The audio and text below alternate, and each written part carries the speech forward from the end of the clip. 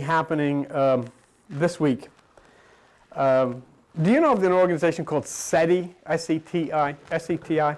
This organization is seeking extraterrestrial intelligence by listening and setting up these tremendous things all over the world, listening for intelligent signals coming from space. And ABC, the American Broadcasting Company, is joining with them.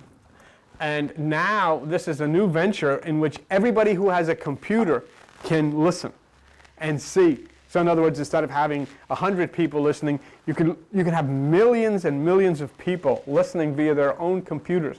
You can go on abc.com and download this information to your computer and then set yourself up as one of the SETI listeners, and you can sit there and listen for intelligent signals coming from space. This is really something. I mean, you know, we've reached the point where a few years ago, to talk about stuff like this, you were really wacky. Now to the point where the American Broadcasting Company has got everybody turning on their computers and everybody's listening, you know.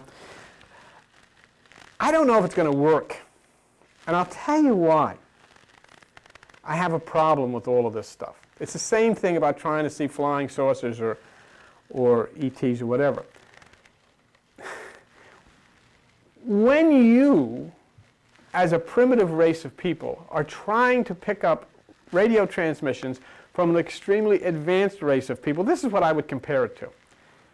If you have cavemen on a planet somewhere, and they're in a cave, and they're trying to figure out how to make a wheel, could they pick up signals from your television or from your radio? Of course not. Why? Because they wouldn't have the equipment that could pick up your signals. All they have is that they're trying to make a wheel. Well, here we are. We who invented a light bulb 100 years ago are trying to pick up the technology of a race that is maybe 25,000 years ahead of us. We can't. Well, how could, I hear people, intelligent people, debate things on television. Well, how could a spaceship do this, or how could it would take them this? We don't know. We're so far, it's like the caveman trying to say, ooh, what, you know, I don't know, what is. So I'll let that one go. But of course, the interesting part is just how close we are coming to opening ourselves to the reality of intelligent life. And look at how it's changed. Well, where would you ever have thought something like this? Where you could say, well, there's some guy out there with a radio trying to pick up signals from outer space. Now you may have millions of people all over the world doing the same thing with their computers. So it's very interesting. And of course, the big item going on now is the opening of Star Wars. And I showed you that picture, you know, the green lightsabers. And through Star Wars, there will be a great connection of green light with the higher forms, since the Jedi defeat the powers of darkness with green light. So things continue to move us inch by inch by inch to a closer understanding of those who are about to touch the earth.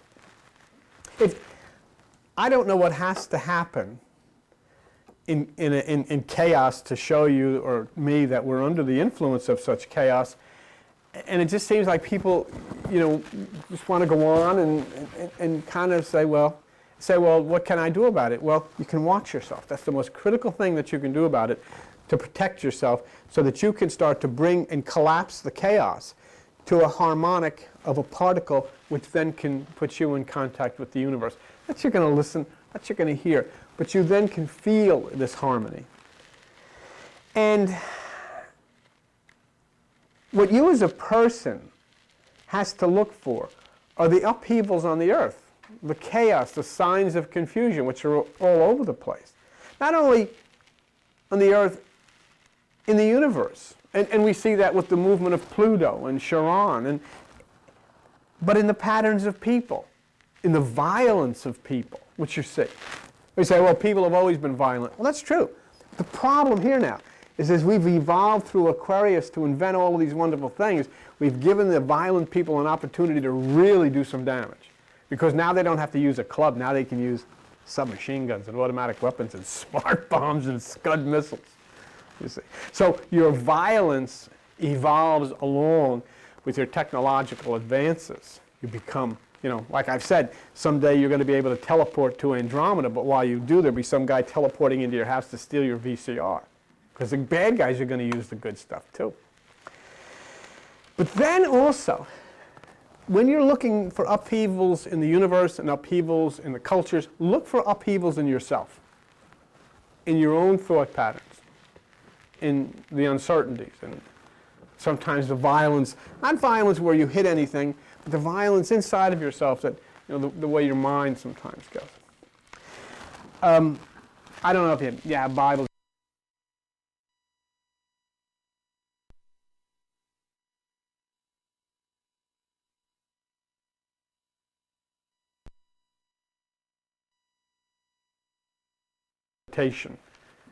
Okay?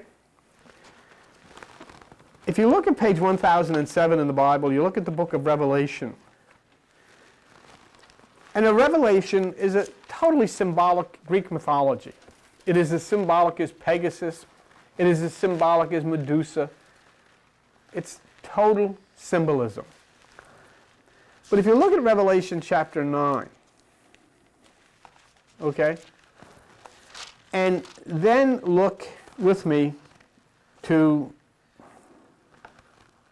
verse 4. And it was neither any green thing, neither any tree, but hurt only those men which have not the seal of God in their foreheads. Let me repeat it. And it was commanded them that they should not hurt the grass of the earth, neither any green thing, neither any tree, but only those men which have not the seal of God in their foreheads.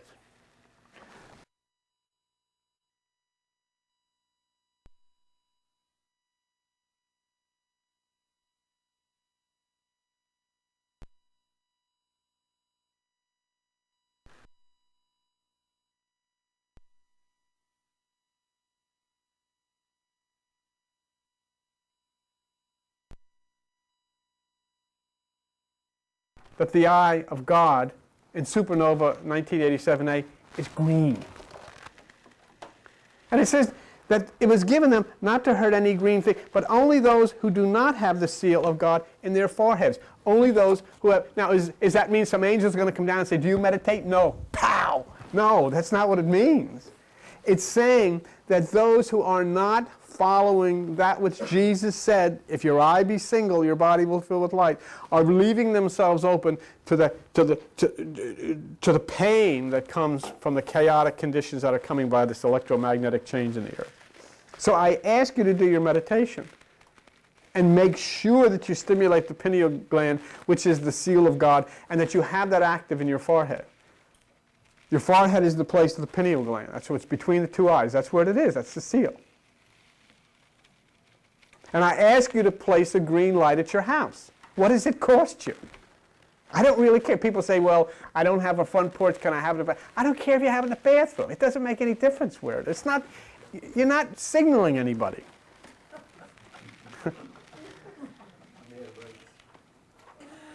Well, maybe you are. I want to show you the words that are hidden deep in this book.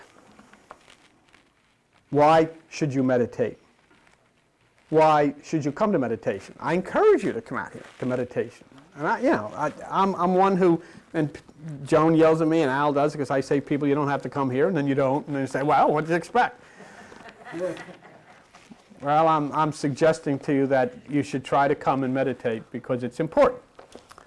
But, you know, and I just don't want it to get to the point where you realize I should have. I could have, but I didn't. Let me just show you this. If you look at page 511, and if you look at Psalm 91, verse 5, and you think of all of the chaos that's coming upon the earth and all of the chaos which is anticipated from the coming down from supernova 1987A of the center light, the magnetism coming from there, which NASA has told us about. It says in verse 5, "You shall not be afraid for the terror by night, nor for the arrow that flies by the day." nor for the pestilence that walks in darkness, nor for the destruction that wastes at noonday. 1,000 shall fall at your side, 10,000 at your right hand, but it shall not come upon you. Only with your eyes shall you behold and see the reward of the wicked, because you have made the Lord, which is my refuge, even the Most High, your habitation. In other words, it is saying to you that in this time of great chaos, in this time of great violence, no violence will come upon you. Why? Because you have made the Most High, which is the realms of the higher mind, which is the realms of the higher consciousness, your dwelling place. And the only way that you can make the Most High your dwelling place, and it's basically speaking of the most high frequency. When you raise yourself in meditation, you raise yourself to a higher frequency. And I'm telling you, folks, and as I said, I support all kinds of meditation, whatever that meditation may be. I'm very supportive of it. But that meditation that is going to make you a part of the Most High takes 5 seconds. And in fact, if that's too much of stress for you, cut it down to 2. I could care less. It can happen in a twinkling of an eye. And I twinked my eye, and it doesn't take 2 seconds. You know? So it's required. So there's no excuse for not everybody in the world being able to do that. Whenever, wherever, at any time, you can occupy the Most High. And no harm will come to you through all of this chaos and all of this confusion. Because why? You have made the Most High frequency your dwelling place. You go there. Okay? And you know, one of the things that Jesus, the words that were given to Jesus, and remember something, all of this stuff was not written by religious people. All of this stuff was written by those called the classic Greeks. These people were from another dimension, and these people were speaking from the realm of mysticism. These people were speaking from the realm of science. But we can just let that go. Please let it go for now. Okay? So you have made the Most High, which is the highest realms of consciousness. And how can you possibly do that? You cannot do that until you collapse the wave into a particle. And that occurs by your watching yourself. And that's a scientific fact. And so we look at this. And we looked a second ago in Revelation 9:4, do not touch any green thing. And we looked in Psalm 91, no harm will come to you because you have made this Most High place your habitation. And so then what? Then if you look at page 825, Mark 13:37. And everybody should, look at that, even if you don't look at it this very moment. And once again, as I've told you over and over again, these things are written by the same people who wrote about Pegasus. Not religious people, these were scientific people who wrote in great codes. And it says in Mark 13:37, and what I say to you, I say to all, watch. I don't know how much clearer it could be. And so we all gather at the house of Aquarius. Ganymede. Many of you, don't recognize that name. Ganymede was the young boy taken up by Zeus in a gay romance. Zeus was bi, he went away with ladies, gentlemen, whatever it was. But he took young Ganymede into heaven to be the cupbearer of the gods. And Ganymede really did a great job. And Zeus rewarded him by making him the great constellation Aquarius. The heavy influence of the gay community at this time can't be overlooked. As we understand fully the nature of the man with the pitcher of water, Aquarius, who was Ganymede. I don't know how many of you ever heard of John Jocelyn. John Jocelyn came from a Christian perspective and a Christian background, and he wrote a book many, many years ago called Meditations on the Signs of the Zodiac. And as I said, he did this from a Christian perspective. He did an excellent job. And his astrological understanding rises far above most that I have seen. He's very loving. His writings are very loving and not filled with all the, hate and all of this kind of stuff. And John Jocelyn said of Aquarius, the age that we're living in, Aquarius embraces everything that we have not been able to find in our religions. It embraces all humanity. And its characteristic feature is love for human beings, love for animals, love for nature, a feeling of kinship with all life, not just our group, but in our cult, but with all mankind. I mean, what we're seeing, it's so evident of the chaos and the confusion, but what we're seeing over there in Belgrade, it is absolutely beyond belief that groups of people could hate each other so much just because they're different. They hate each other not because they've done anything to one another, just because of who they are. I mean, going into people's houses and ripping them out of their houses and killing men and sending them off in carts and just telling them to get out of here and taking everything they have and destroying it just because of who they are. And then the other group comes with their smart bombs and they blow everybody to smithereens. They don't even know. You don't even know when you launch those rockets who's down at the bottom. I mean, you just blow it up and this is what you get. But Jocelyn says that in Aquarius, highly evolved souls responding to the mighty mood of Aquarius become conscious of the spirit in the earth and the spirit of the self within. You remember, there's all this people about going to Sedona. You remember when Joan and I went to Sedona? I came back from Sedona completely convinced. What is it? Bill, your laser is on the wall. You have your laser light on the wall. Well, maybe it's saying something. Okay. But we came back from Sedona completely convinced that it's the energy inside of us. And I have still people that can't deal with it, write to me and say, oh no, you don't understand there's energy in the earth. I know there's energy in the earth. In the center of the earth is a magnet.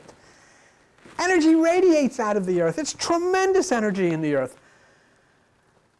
The earth has its energy. The sky has its energy. You have your energy. Your energy is not necessarily compatible with the earth's energy. I told you, if you want to find invisible energy from the earth and you want to have an experience, stick your finger in an electric socket.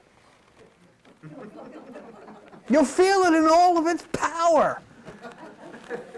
And there's nothing there, but it's there. And it'll just go all through your body and you'll have a Kundalini experience like you never had.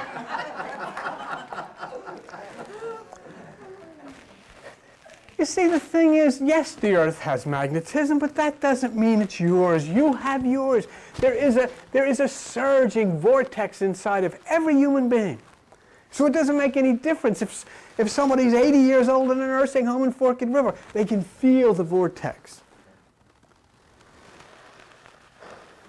Jocelyn says that the Christ who appeared 2,000 years ago may now be seen in an etheric body visible to those who have raised their consciousness.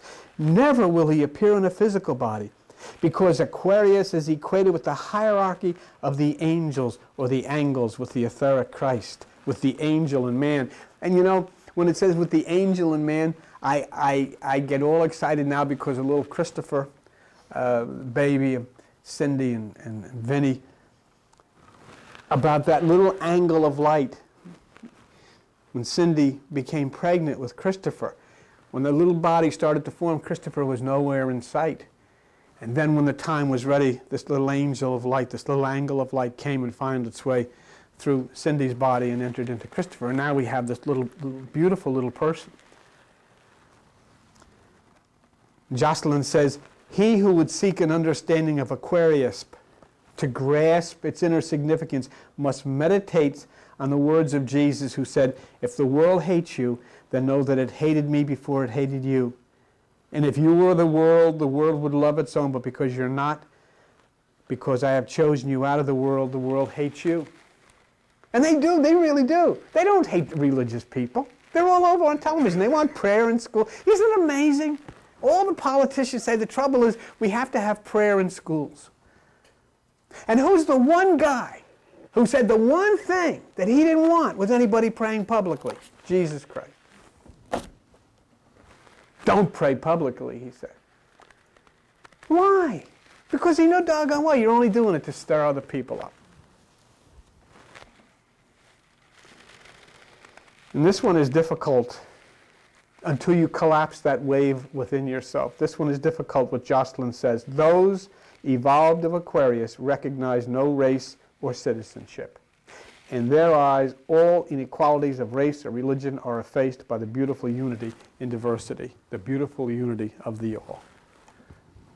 That's right, you're not an American, you're not a Christian, you're a human being, you're part of the universe. But it's hard for people to respond to that one.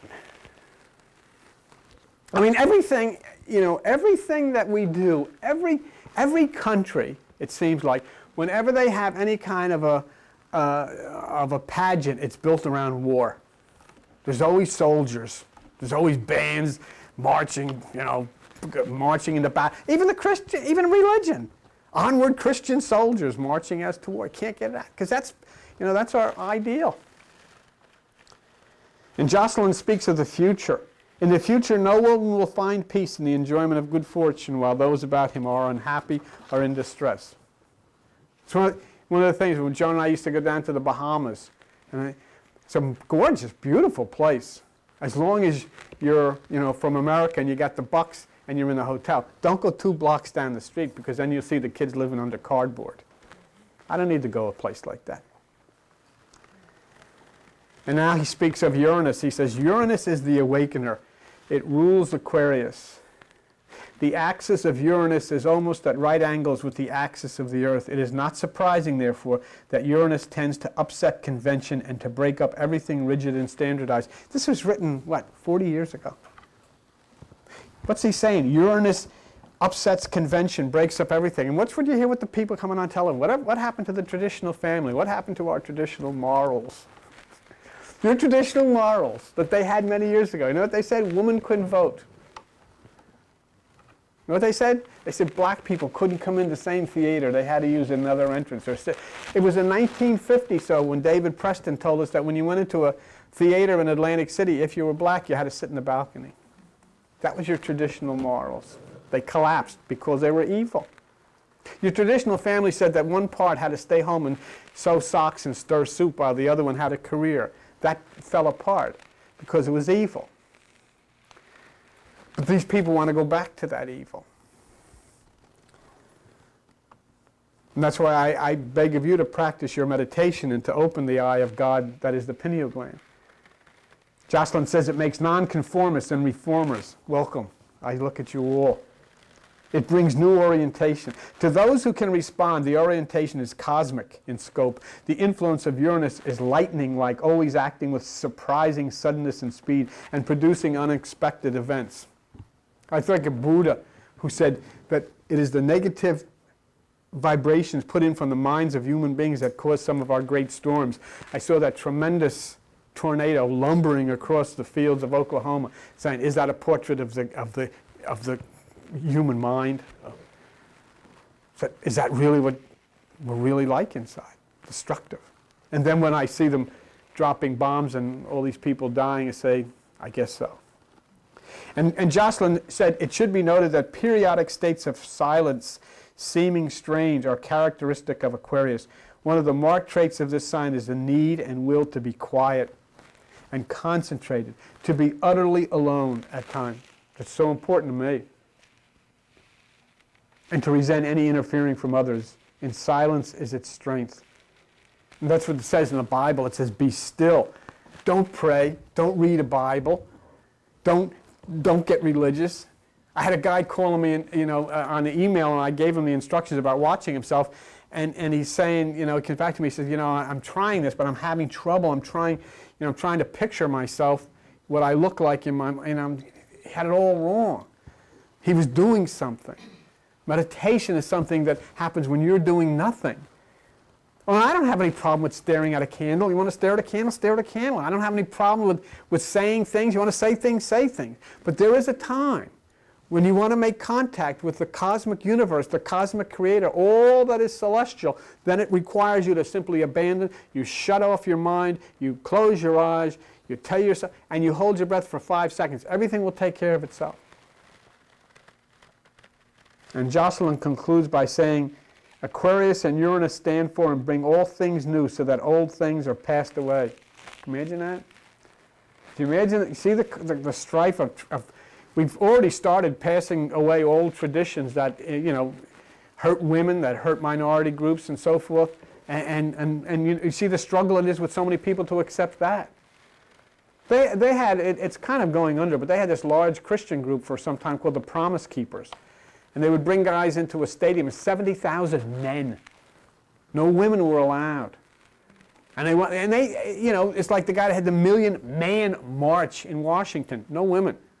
Because they wanted men to reassume their position. You know, it's all of that stuff that comes out of when the Iron Age was instilled in the earth, and it became who could kill the best. You know, who was the best fighter. Then that person became the head, so it became male-dominated. Well, thank God that, you know, the Promise Keepers are pretty much going out of business. But here are the signs, he says, in the planet of the new outlook. They bring suddenly with unexpected surprise effects. Only as people train themselves to think livingly will their negation cease, and the blind will no longer be led by the blind. That means, you know what that means? You no longer the blind will be led by the blind. That means you will abandon religion. And he says, he who has perfected himself via meditation to the point where his personality becomes radiant with his super-personality through his lower ego, becomes merged with his higher self, has reached up to the sphere of the spirit and consciousness of Christ. Such a soul, though purely human, has made union with the divine and has become a son of man, conscious in the spirit of his earthly mind and possessing knowledge of higher realms and spiritual beings. Let me make a suggestion to you. I don't know if you could even find it anymore, but if you go to a bookstore, if you can ever find that, it's a wonderful, encouraging book on astrology written by a Christian guy by the name of John Jocelyn. It's called Meditation on the Signs of the Zodiac. And it really speaks truth.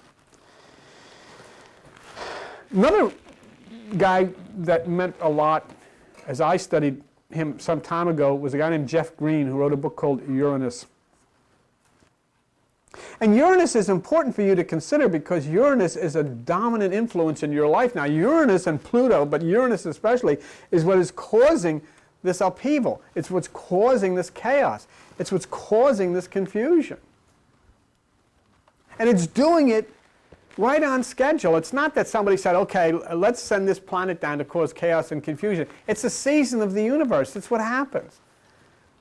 I mean, when before Aquarius, you know, you wrote with quill pens and you had horse and buggies and you know, that was it. But then as the Aquarius thing started to hit around 1900, suddenly, you know, you became very smart and you started inventing things, and it hasn't stopped. But I wanted to just spend a few minutes with you, and I wanted you to listen Jeff Green talking about Uranus. Uranus, he says, correlates to individuation, liberation, freedom, deconditioning, to be yourself. To be whatever you want to be. That's why it's so hard. People say, oh, well, there's empty seats there. But nobody gets threatened to come here. You know, I've been to places where, you know, if you don't go, you're going to hell, or all of these types of things. And if you really believe that, you'll go. But he says, deconditioning from what? What are you going to be deconditioned from? Deconditioned from Saturn. And Saturn in the Bible is Satan. Because remember something, the same people that gave you the names of the planets, Saturn and all these things, which were these classic Greeks from 45, 55, wrote the Bible. They're the same ones who wrote the Bible. The Bible, initially, there was some Jewish input into the Bible in the Old Testament, but in 300 BC, it became a Greek document. Saturn, which is Satan, correlates to all of the conditioning patterns in your life. And that's why everything that you were conditioned in, oh, now this is the way you grow up. Now, you're the wife, and the wife does this, and the husband does this. And all of a sudden you find out that that's not the way it is anymore. So something caused this chaos. Something caused this change. Have you ever stopped to think of all the ways that used to be traditional to do things in the old days? It's not that way anymore. And you say, oh, yeah, but it was quieter in the old days. Well, sure, it always is quieter when you hold people down, when you've got people under your thumb. And you can say to somebody, you've got to sit in the back of the bus. It's quieter up at the front. But Jeff Green says, society, family, religion, government, the expectations of people in your life, all of these things are Saturn. Listen to that again. Society, family, religion, government. All of these things are Saturn. All of these things are Satan. What is Satan? Society, family, religion, government. How could my family Satan? You could have come to live at my house. It wasn't any individual person being satanic, please. What it's talking about is the structure of society turning out one batch after the other. This is the way you've got to do things. You can't do anything else. You can't think differently. Because why? Because I said so. And so when Jeff Green says Uranus is forever trying to shatter, revolutionize, liberate, break free from all these patterns because Uranus has a score to settle with Saturn. And it's about to be settled. Saturn or Cronus drove him away from his love Gaia, who is the earth. Now he's coming back. And Saturn will fall under his rage, and the conditionings you have experienced, which we call tradition, will collapse. And you see it. I mean, if it wasn't happening, you'd say, well, when is this going to happen? It's happening. Happened yesterday. Happens next week. And why is this so necessary? Why is this about to happen? And Green says, if you shatter all the conditioning patterns that define your sense of personality and identity, then you can at some point arrive at your essential nature and identity that is unconditional. In other words, once you finally have shattered all of these things which have prevented you from finding this inward path to making connection with the cosmos, once you've shattered that, then you can find this point of communion and harmony with what you call God. Someday, everybody will leave religion and go to God. Someday, God will be more important than religion. Then there'll be peace. And that's why it's such a big step when you break the chain of Saturn from around your neck and you say, my family is not of this earth, I am of the light. Saturn correlates to what you are conscious of, what you are involved in, what screams at you, what screams at me, what screams at everybody. Your traditions, your beliefs, your values, your traditional values, your rule of law. Your entire sense of security on this earth is Saturn, and here comes Uranus and says he's going to turn it upside down and he's going to rip it. And Uranus will bring forth social insecurity. Jeff Green says, those who hear and feel the twisting power and return of the bridegroom for his bride feel the need to withdraw, to retreat, to rebel from the status quo, to run from the expectations of others. Isn't it great to go, you know? Because he says, when you are withdrawing from the status quo, you are arriving at your own unique and individual expression. You are free.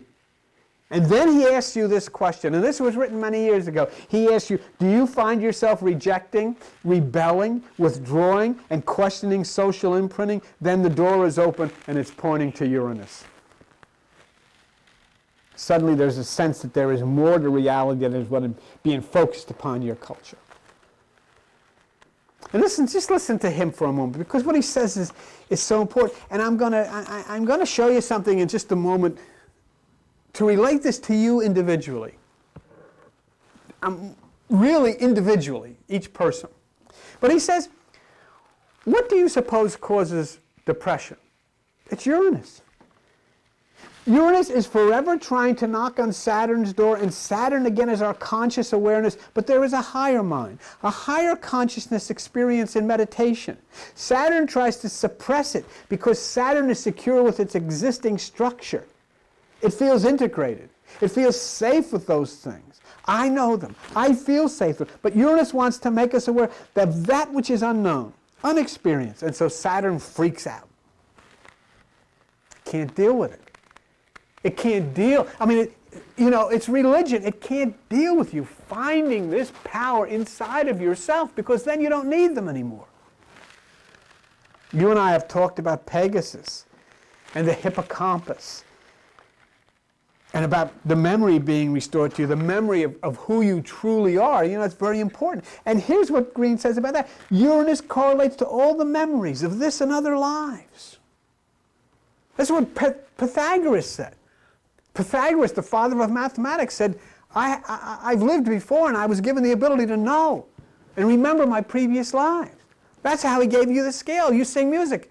We have music and meditation here because of Pythagoras. Because Pythagoras, it is the music that opens these chakras. It is the sounds. They say, well, what are you talking about? He says, well, the sounds that you have in the scale, do, re, mi, fa, are the sounds of the planets. And the guy said, well, how do you know? He said, because I've been there. How do you argue with a guy like this?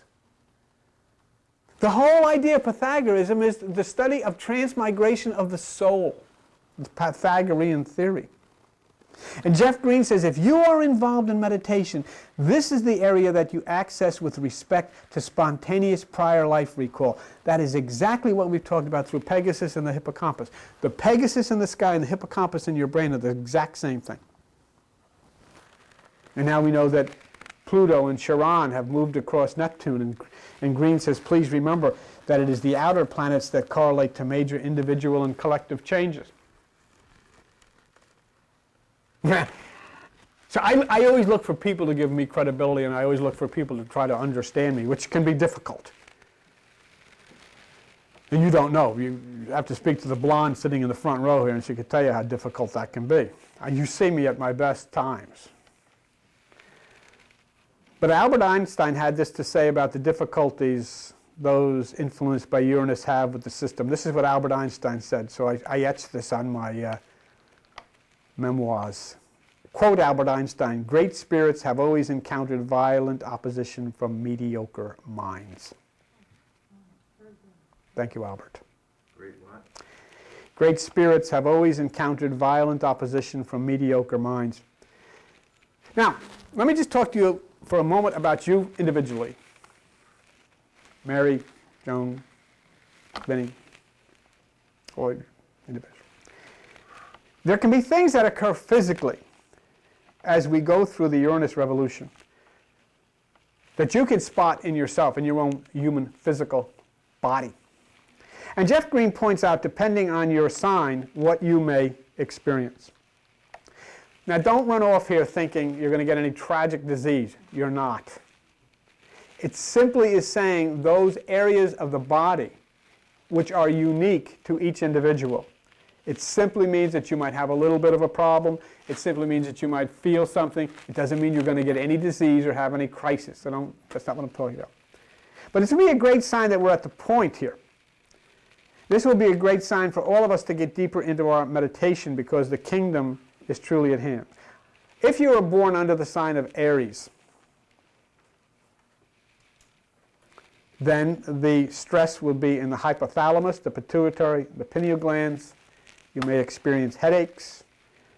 You may experience pressure within the eyes, dryness of the scalp, and skin eruptions on the face, and you may experience ringing in the ears. If you were born under Taurus, do all of you know what your sign is? If you were born under Taurus, you might have some kidney situations. You might have some kidney stones. You might experience urinary tract infection, gallbladder, tonsillitis, throat infections, things like that. If you were born under Gemini, insomnia,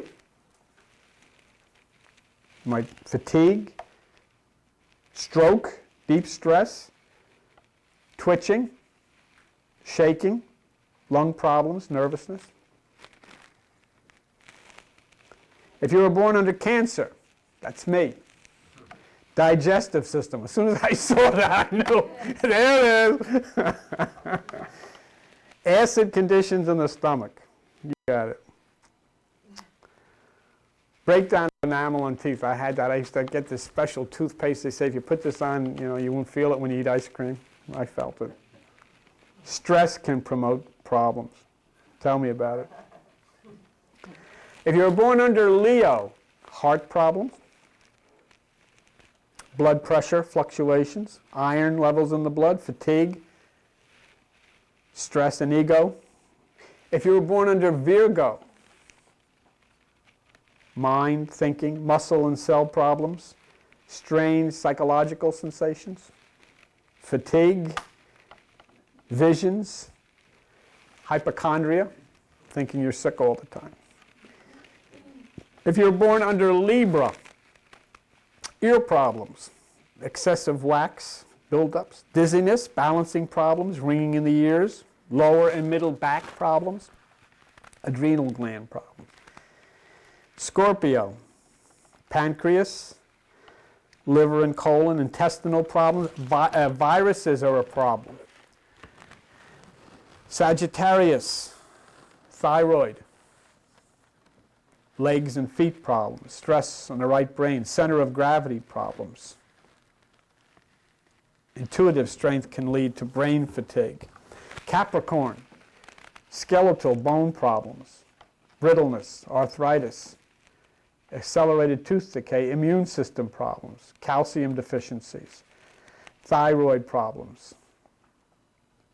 Aquarius, central nervous system problems, loss of vitamin B, nervous problems, coiling sensations in the spine, sudden feelings of hot and cold, skin disorders, severe headaches, numbness in the body.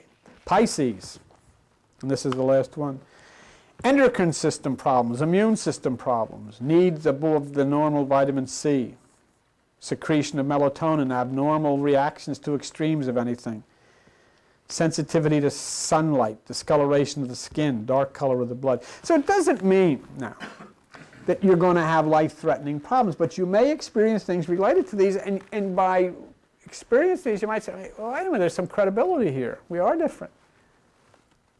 And we do experience these things similar to others who are under these signs. And as Uranus goes into this chaotic condition, sometimes it revs these things up. Uranus is lumbering closer and closer. And so it's absolutely essential that you do your meditation and bring yourself into a harmony that no harm comes to you. So all of these things coming down, all of these things we're experiencing, Uranus, Pluto, Chiron, turning everything upside down. And what is actually happening? What is coming down in addition to the expectation of life? I mean, you know, I've read to you, and I gave you have a copy. I don't, you know, sometimes the National Aeronautics and Space Agency, the Hubble, that's the telescope. I mean, this is a very credible organization. It's the most scientifically responsible organization probably that we have in the country. They're on the internet. They're on television all the time. And they took a picture of supernova 1987A, which is the green eye, which is the pineal gland of the universe. You have a pineal gland in your brain. There's a pineal gland in the universe. And they told us, without any question, that the magnetism from that thing will impact the Earth around 2000, 2002. What's going to happen? Well, what is happening now? And why then wouldn't you, if this is the case, why wouldn't you exercise your own pineal in meditation? And why wouldn't you start to say, hey, wait a minute, these guys down here are going nowhere. I'm following this church and I'm following that group, and they're all going over the edge of a cliff. My symbol of my life is those things you see on television when 10,000 penguins are going over the edge of a cliff, and one penguin all the time turns around and says nuts and heads the other direction. Don't follow them. Where would you go? Where are these people going? Where are these groups going? Where are these religions going? No place. Don't follow them. And instead start looking and following that which is yourself. If you looked at the Asbury Park Press of March the 9th, 1999, and I think I gave you a copy, you saw a front page headline that read, "Attack of Solar Max is coming. The sun is about to start shorting out satellites and other communication systems. Chaos, confusion." And it says, if your cell phone suddenly cuts out January 1st, 2000, don't immediately assume it's Y2K. The culprit could be the sun. Every 11 years or so, the sun sinks into a surly funk, hurling your star-sized electrical storms in space. And it started. You don't even know about it, do you? You're a forked river. You're sitting here. You don't have a clue. But it's happening. Why shouldn't you know about it? You should know about it, that these things are going on. And so, you know, I showed you with the pictures on the overhead, the green.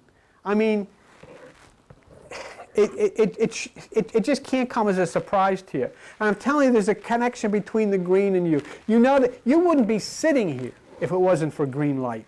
Because it is the light which is coming from the sun, the angles of light from the universe that are interacting with the hemoglobin inside of you, which is comparable to chlorophyll, which is the green, which is making the cells in your body alive. If that light stops, you go like, do you ever see a balloon when the air goes out of it? It's green light. Do you see, have you looked in your yard lately? Did you see the little things coming on the trees? You know where they come from? It's coming from the sun interacting with the chlorophyll and producing the cell in all of these living things, the flowers, the plants. It's the green light. And now our myth is exploding all over. Why is it all of a sudden exploding now in Hollywood? George Lucas. And here what is coming? The Jedi, the return of the Jedi to overcome darkness with the green light. And what did you see today? That when you look through your eye and you see color, that center is green. And so what do I say? A 3-minute, excuse me, my God, a 3-second meditation. See, I've cut it down again. You know why? Because I know that if you can blink your eye. Didn't take 3 seconds, did it? That's all it takes. Just like that. It's like lightning. That's all it's required. And it takes it out of the hands of any individual, any group, any organization, any instructions. You don't need any instructions to blink your eye. You don't need any instructions to hold your breath for 3 seconds. Just do it. And put a green light at your house. And when you look at that green light, if nothing else, you'll realize it is the light from above, angling down, an angel, that interacts with that which is on the earth that gives us life.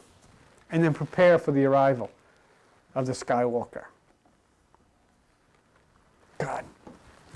You know, sometimes, if I had heard somebody tell me about Star Wars being our myth, I'd say, oh, come on, please. It's Hollywood. But you know who told me about it?